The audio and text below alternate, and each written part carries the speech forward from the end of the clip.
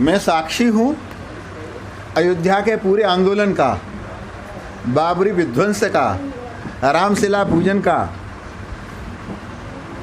जब से मैंने होश संभाला है इस आंदोलन से मैं जुड़ा हूँ और एक एक घटना का मैं साक्षी हूँ। तो कल जो वहाँ भारत के भाग्य विधाता यशस्वी प्रधानमंत्री नरेंद्र भाई मोदी शिलान्यास करने वाले हैं, इसका भी मैं साक्षी हूँ। मैं बधाई देता हूँ पूरे राष्ट्र को और विश्व के सभी राम भक्तों को। एक नए युग का शुभारंभ हो रहा है जिसके लिए कोई स्वीकार करता ही नहीं था। आप लोग भी जब हम कहते थे सौगंध राम की खाते मंदिर वहीं बनाएंगे तो कहते थे साक्षी जी तारीख नहीं बताएंगे। विरोधी भी कहते थे ये तारीख नहीं बताएंगे, और विरोधी तो ये कहते थे बीजेपी का ये राजनीतिक एजेंडा है, ये मंदिर बनाना ही चाहते। अब तारीख भी बता दी, शिलान्यास करने भी जा रहे हैं, तो अब कह रहे हैं कि मोदी क्यों जा रहे हैं।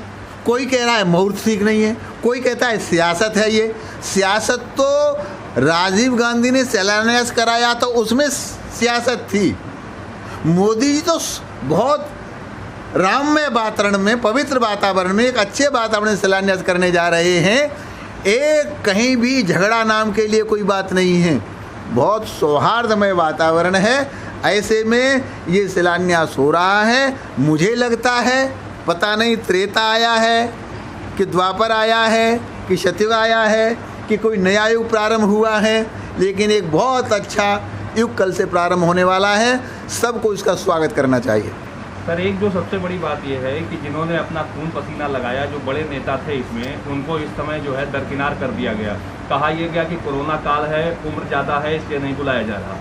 जब वहाँ सैकड़ों की भीड़ इकट्ठा हो रही है तो जिन्होंने अपना खून पसीना लगाया उनको आखिर क्यों नहीं बुलाया गया? क्या ये दरकिनार? देखिए, ये कोई प्रश्न इसलिए नहीं बनता।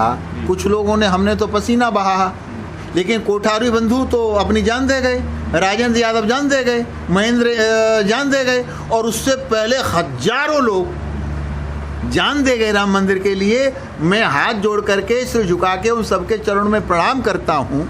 प्रभु श्री राम सबके योगदान को, सबके बलिदान को, सबने जो अपनी सेवा की उस सब को देख रहे हैं। लेकिन इस कालखंड में जब ओबीसी जैसे लोग कह रहे थे कि राम मंदिर के नाम पर भाई ईंट नहीं रखी जा सकती, कोई कह रहा था खून की नदियाँ बह जाएंगी, कोई कुछ कह रहा था, तो मैं सर्वप्रथम हृदय से धन्यवाद करूँगा माननीय सुप्रीम कोर्ट का, जिन्होंने हिम्मत की एक निश्चित निर्णय लेने की।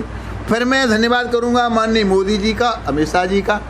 फिर मैं धन्यवाद करूँगा माननीय योगी जी का, और सबसे बड़ा धन्यवाद करूँगा मैं हिंदुस्तान के उस हिंदू समाज का जिस दिन ये निर्णय आया पूरे हिंदुस्तान में एक दीपक, एक पटाखा नहीं चला, केवल इसलिए कि हमारे मुस्लिम भाइयों को कोई कष्ट ना हो। और फिर मैं एक धन्यवाद करूँगा हिंदुस्तान के मुस्लिम भाइयों को, जिन्होंने कहीं भी जो आशंकाएं लोगों को थी उनको नेस्तनाबूद कर दिया और जरा भी कहीं उपद्रव नहीं हुआ।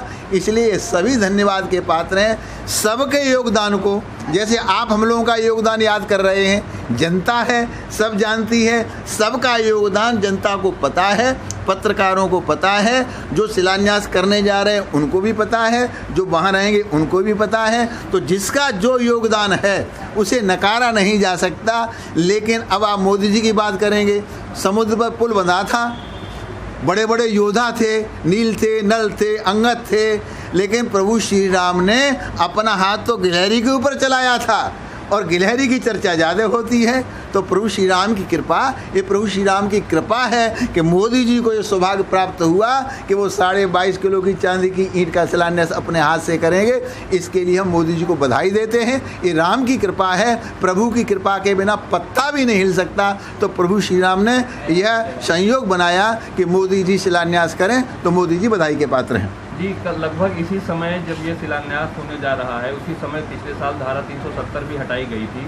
तो क्या इस तारीख से कुछ विशेष है भाजपा से जुड़ा हुआ? अब ये तो महत्व तो अपने आप स्वाभाविक हो जाता है। फारूक अब्दुल्ला 10 बार प्रधानमंत्री बन जाए मोदी, तब भी धारा 370 को कोई छीन नहीं सकता। और सबने देखा, बहुत शालीनता से एक कतरा बूंद का कहीं नहीं गिरा। धारा 370 कल हटा दी गई थी, तो बड़ा दिन तो है ही। और उसी दिन पर